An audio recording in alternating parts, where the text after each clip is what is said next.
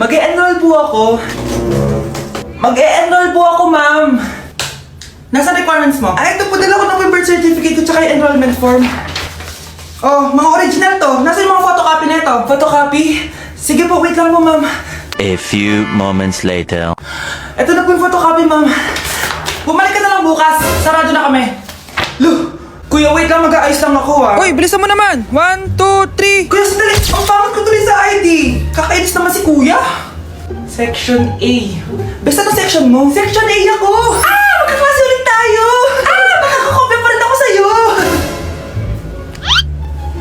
Hi, Miguel! Anong section ka? Section B ako. Ikaw? Hindi kami magkaklase ni Crush. Sige. Section A kasi ako eh. Good morning, class! Excited na ba kayo sa panibagong school year? Bad trip? Siya na naman yung teacher ko. Bakit, Scarlett? May problema ka ba sa akin? May problema ako dahil may favoritism ka. Ang lakas mo magreklamo. Di ka pa naman enrolled. Kaka-enroll ko lang ah. Talaga? Bakit ibang Scarlett yun nandito? Hello po! Bakit sabi ng teacher ko di ba daw ako enrolled? Ay, sorry, di kita na-enroll. Pwedeng bumalik ka na lang bukas. Walang hiya ka? Ilang beses na ako balik-balik dito. I-enroll mo na ako. Ngayon na. Miss!